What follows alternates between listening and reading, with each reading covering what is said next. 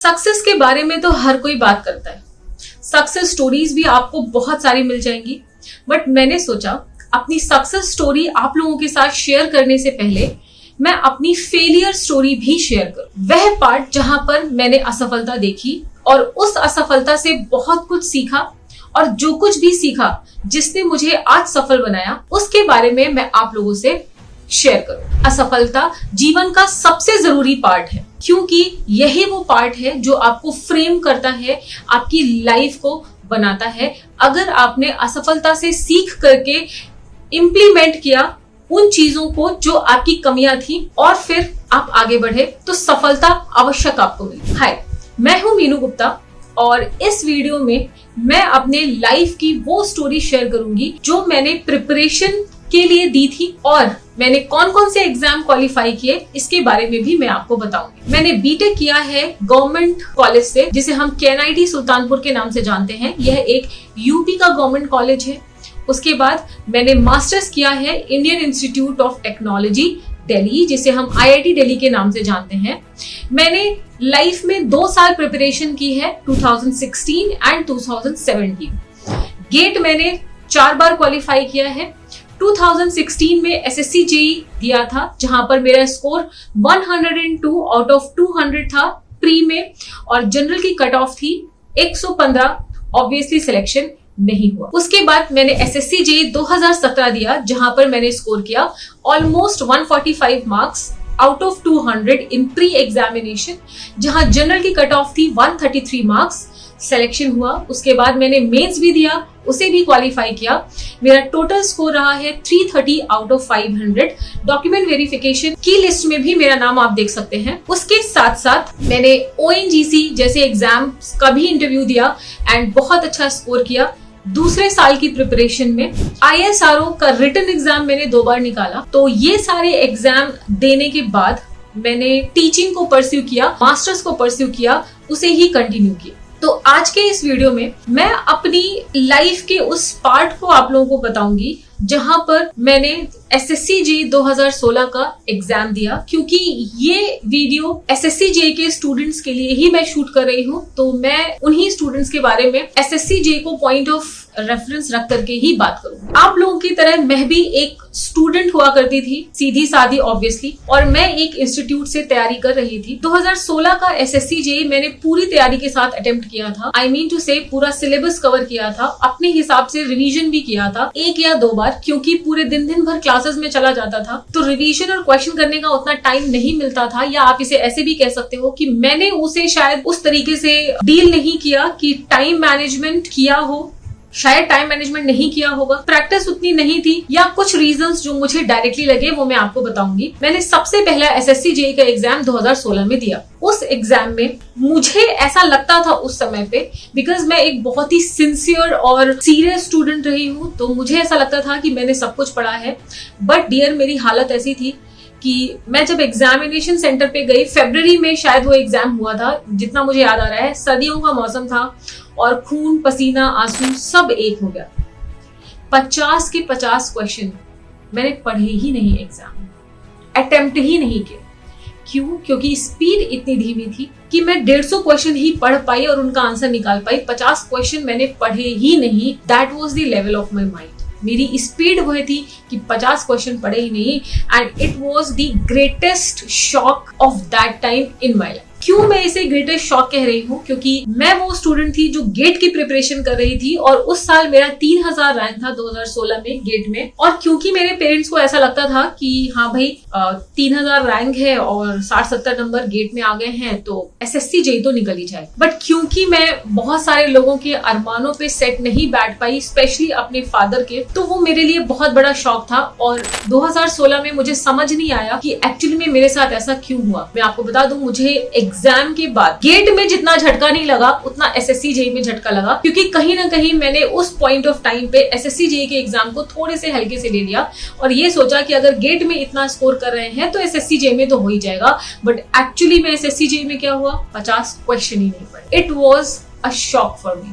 मुझे एग्जाम के बाद 15 दिन लग गए ये समझने में कि गलती कहाँ पर हुई, मैंने ऐसा क्या गलत किया, क्योंकि दिमाग में सेट था कि मैंने पढ़ाई की है, एक्चुअली में पढ़ाई की, बट बात वही होती है डिमांड और सप्लाई की। एग्जाम जो आपसे डिमांड कर रहा है, सबसे जरूरी सवाल ये है कि क्या आप उस डिमांड को सप्लाई दे रहे हो, जिस चीज की रिक्वायरमेंट है क्या वो चीज कर रहे हो। सबसे बड़ा सवाल यही होता है, और इस सवाल का जवाब मुझे 15 दिन लग गए समझने में कि हाँ, जो डिमांड थी पेपर की, मैंने वो डिमांड को फुलफिल नहीं किया है। 15 दिन लग गए एग्जाम के बाद इस बात को समझने में कि प्रैक्टिस की बहुत बड़ी कमी थी। 15 दिन लग गए ये समझने में कि हाँ, मैं एक एवरेज स्टूडेंट हूँ। एवरेज स्टूडेंट वो होता है जो एक बार, दो बार, तीन बार, चार बार समझ करके भी चीजों को नहीं कर पाता है, उसे 5 बार 10 बार रिवीजन करना पड़ता है। और सुपर टैलेंटेड बच्चे वो होते हैं जो एक बार या 2 बार रिवीजन करके भी एग्जाम क्वालिफाई कर लेते हैं और उनके दिमाग में सारी चीजें बहुत अच्छे से सेट हो जाती है। ये 15 दिन लग गए एग्जाम SSC JEE 2016 के बाद का जो 15 दिन था वो लग गया मुझे ये बात समझने में कि मैं एक बहुत ही ज्यादा एवरेज स्टूडेंट हूँ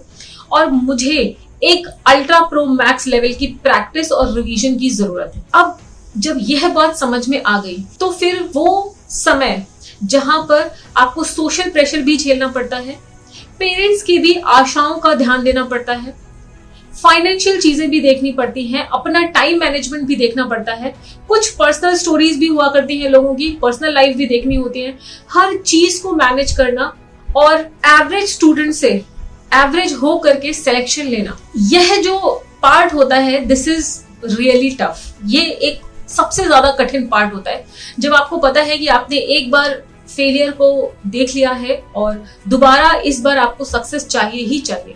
अपनी 1 साल की प्रिपरेशन और 2016 SSC JEE के एक्सपीरियंस के बाद मुझे एक सबसे ज्यादा जरूरी बात समझ में आई कि मुझे मेरा एक मोटिवेशन चाहिए। उस समय पे मुझे ये लगा कि हाँ, अगर मुझे 1 साल तैयारी में और देना है तो ये 1 साल का समय बहुत लंबा होता है, उसमें आपको इतने सारे प्रेशर झेल करके भी पढ़ाई में उतनी ही एफिशिएंसी और प्रोफिशिएंसी के साथ काम करना होता है। उसके लिए सबसे ज्यादा जरूरी है एक इंटरनल मोटिवेशन। हर इंसान का अपना खुद का अंदर का मोटिवेशन होता है जिसमें कि इंसान को दिन रात मेहनत करने के लिए प्रेरणा मिलती है। वो इंटरनल मोटिवेशन ही है जो आपको जुनून और जज्बा दोनों ही देगा प्रिपरेशन करने का, मेहनत करने का। फॉर एग्जाम्पल, मेरा इंटरनल मोटिवेशन था कि यार अगर सिलेक्शन नहीं होगा तो घर वापस जाना पड़ेगा, और अगर घर गए तो शादी हो जाएगी, चूल्हा चौका बर्तन रोटी बनाना, जो कि मैं बहुत क्लियर थी, सिर्फ रोटी तो मैं नहीं बनाऊंगी लाइफ में, मुझे कुछ ना कुछ ऐसा जरूर करना है जिससे मैं फाइनेंशियली, मेंटली स्टेबल और इंडिपेंडेंट रहूं, ताकि मुझे किसी के ऊपर भी डिपेंडेंट ना रहना पड़े और अपनी लाइफ को अपने अकॉर्डिंग जी सकूं। यही मेरा सबसे बड़ा मोटिवेशन था। इसीलिए इस वीडियो के माध्यम से मैं आप सभी लोगों को ये कहना चाहती हूँ कि आप सोशल मीडिया में मोटिवेशन मत ढूंढिए यार, किसी और का मोटिवेशन आपका मोटिवेशन नहीं हो सकता है। आपका मोटिवेशन है, टाइम लीजिए बट अपने मोटिवेशन को सबसे पहले ढूंढिए, उसे अपना सोर्स ऑफ इंस्पिरेशन बताइए, खुद को अपना सोर्स ऑफ इंस्पिरेशन बनाइए और जुनून और जज्बे के साथ पढ़ाई करिए। इसके बाद दूसरी इंपॉर्टेंट बात जो मैंने सीखी अपने इस टाइम से वो थी पेशेंस। डियर, मेरे अंदर पेशेंस नहीं था उस वक्त। मैं क्वेश्चन पढ़ती भी थी ना तो स्किप कर जाती थी। मान लीजिए 3-4 लाइन का क्वेश्चन था ना तो मैं उसे इतना फास्ट पढ़ती थी ना कि कहीं ना कहीं बीच में कुछ मिस हो जाता था और क्वेश्चन गलत हो। तो पेशेंस सबसे इंपॉर्टेंट बात है। योगा जरूर करिए। मैं आपको बता दूं, उस समय पे मैं जो घड़ी की टिक टिक टिक टिक होती है ना 5 से 10 मिनट पेशेंस के साथ उस पे फोकस किया करती थी। That help me a lot. Patience बहुत जरूरी है। इसके अलावा अगर आप एक एवरेज स्टूडेंट है मेरी तरह, पहले तो आप डिसाइड कर लीजिए आप एक एवरेज स्टूडेंट है या सुपर डुपर टैलेंटेड है।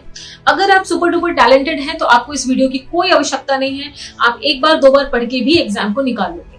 बट अगर आप एक एवरेज स्टूडेंट हो मेरी तरह तो डियर आपको 8 से 10 बार सेम चीज का रिवीजन करना ही होगा। बार बार चीजों को रिपीट करने में बहुत मेहनत लगती है क्योंकि आपको बोरियत भी महसूस होगी। अरे सेम ही फॉर्मूला मैं 40 बार पढ़ रही हूँ, सेम ही फॉर्मूला मैं बार बार पढ़ रही हूँ, लेकिन फिर भी उसे पढ़ना है, लिख लिख करके फॉर्मूलों को याद करना। टाइम मैनेजमेंट, मुझे ऐसा लगता है कि अगर क्लासेस के साथ साथ मैंने टाइम मैनेज किया होता तो मुझे वो 1 साल और नहीं देना पड़ता प्रिपरेशन, लेकिन शायद उस समय पर वो चीज नहीं समझ में आई और टाइम मैनेजमेंट हुआ नहीं। क्लासेस करने के बाद इतनी थकान हो जाती थी कि फिर मेहनत करने का मन नहीं करता था, या आप ये कह सकते हो कि एक फ्लो होता है वो मेंटेन नहीं हो पाया। मैं आपको बता दूं, जब दूसरी साल मैंने तैयारी करी तो 10 बाई 10 का एक कमरा था मेरे पास और एक टेबल चेयर थी, जमीन में बेड पड़ा हुआ था एंड उसी में ही मैं सुबह उठना, अपना टारगेट जो कि मैंने पिछले रात में बनाया है उस टारगेट को फुलफिल करना, जो कि यूजुअली 200 क्वेश्चन हुआ करते थे ESE लेवल के, SSC लेवल के, ISRO लेवल के, गेट लेवल के 100 क्वेश्चन का टारगेट बनाना, उन्हें सबसे पहले सुबह उठ करके सॉल्व करना, एक ही फ्लो में सॉल्व करना, उसके बाद जो गलत हुआ जो सही हुआ उसे देखना, उसकी एनालिसिस करना, एक मिस्टेक्स कॉपी बनानी जिसमें आपने दिन भर में जितनी मिस्टेक की है क्वेश्चन सॉल्व करने में उसको नोट डाउन करना, उसके बाद एनालिसिस के बाद फिर से रिवीजन करना और रात में अपनी मिस्टेक कॉपी को रिवाइज करके सोना, ताकि दूसरे दिन जब आप 200 क्वेश्चन फिर से सॉल्व करें फिर से आप वही मिस्टेक को ना दोहराएं। डियर, ये पूरा का पूरा 6 महीना SSC जी 2016 के बाद मैंने फॉलो किया और फिर जब टेस्ट दिए तो मुझे पता था कि सिलेक्शन होगा और हुआ भी। लेकिन एक इंटेंस लेवल की प्रैक्टिस ही एक सोल्यूशन है। अगर आप किसी शॉर्टकट की तलाश में इस वीडियो को देख रहे हैं कि मैम कोई शॉर्टकट बता देंगी, कोई जड़ी बूटी पीस के पिला देंगी, जड़ी बूटी का नाम बता देंगी, पीस के पिला देंगी तो मेरा सिलेक्शन हो जाएगा, तो मैं आपको बता दूं ऐसा बिल्कुल भी नहीं है। सिर्फ और सिर्फ मेहनत करना, ज्यादा से ज्यादा प्रैक्टिस करना और अपनी असफलताओं को एक्सेप्ट करना, अपनी गलतियों को समझना बहुत जरूरी है। बहुत सारे लोग गलती सुनना ही नहीं चाहते, अपने आप को गलत देखना ही नहीं चाहते। अगर आपकी लाइफ में आप ऐसे ही एडमेंट हैं तो कुछ भी नहीं हो सकता। अनटिल एंड अनलेस आप अपनी गलतियों को समझ करके उन्हें ठीक करें और आगे बढ़ें, तब तक सफलता बहुत मुश्किल होती है। बट हाँ, अगर आपने डिमांड और सप्लाई की जो चेन है, एग्जाम का जो लेवल है उसको समझा और जो जरूरत है उस चीज को फुलफिल किया तो सफलता आपको जरूर मिलेगी। एक चीज मैं आपको और कहना चाहती हूँ, हर चीज की कॉस्ट पे करनी पड़ती है। आप अपने जीवन के 30 सालों के लिए अपने 20 से 25 एज में प्रिपरेशन कर रहे हैं और 30 साल आपकी जिंदगी के फ्रेम हो जाएंगे, तो यार 1 या 2 साल की मेहनत तो बनती ही है। आप खुद सोचो, नहीं बनती है क्या? जहां पर आप 30 साल इतनी आसानी से, इतनी अच्छे से बिताने के लिए, इतने अच्छे से फ्रेम करने के लिए मेहनत क्या 2 साल की बनती है? बिल्कुल बनती है यार। आपका 2 साल प्रीशियस लाइफ का यही है। मैं आपसे बोलूंगी this is one of the, जो प्रिपरेशन फेज होता है, this is one of the most beautiful phase of life, because आप हमेशा इसको याद करोगे, हमेशा याद करोगे कि यार कितने लेवल की मेहनत कर लिया, कितनी सारे क्वेश्चन सॉल्व कर लिए, क्या क्या नहीं कर डाला एक सिलेक्शन के लिए और आज मेरी लाइफ बन गई। तो डियर, आज के इस वीडियो में मैं आपसे सिंपली ये कहना चाहती हूँ, अपनी असफलताओं से डरे नहीं, अपनी असफलताओं से पीछे ना हटे, खुद के साथ नेगेटिव टॉक्स ना करें, खुद को प्रोत्साहन दें, खुद का इंटरनल मोटिवेशन ढूंढें, अपनी गलतियों से सीखें, ज्यादा से ज्यादा सीखें और हर वक्त दिन रात मेहनत करने के लिए परस्पर रहें। यही है सिर्फ जो आपको सक्सेस दिलवा सकती है। बाकी अपनी सक्सेस स्टोरी की 1 साल का जो प्रिपरेशन मैंने और किया, उसमें मैंने क्या क्या चीजों का ध्यान दिया, पॉइंट वाइज मैं एक वीडियो जरूर लेकर के आऊंगी। फिलहाल साइनिंग ऑफ। Thank you.